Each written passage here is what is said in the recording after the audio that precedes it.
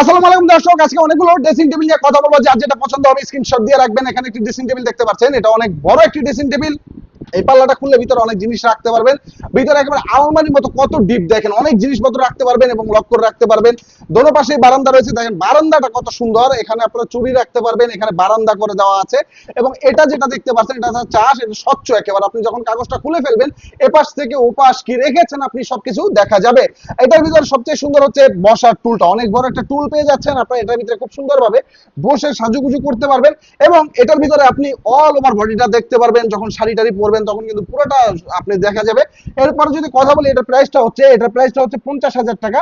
এবং এটার নিচের যে অংশটা রয়েছে, এখানে একটি পাল্লা, এখানে একটি ডয়ার, এটা হচ্ছে বসার সিট, ওপাশেও একই অবস্থা। এবং উপরে কানিসটা খুব সুন্দর করে নকশা করে রাউন্ড শেপের ভিতরে। আমরা যদি আরেকটু লো প্রাইসের ভিতরে কথা বলি, চিটাং সেগুন কাঠের এই ড্রেসিং টেবিলটি দেখতে পারেন। এই ড্রেসিং টেবিলটির প্রাইস হচ্ছে মাত্র 38,000 টাকা। এটা চারপাশে ফ্রেমের ভিতরে খুব সুন্দর করে নকশা করে দেওয়া হয়েছে।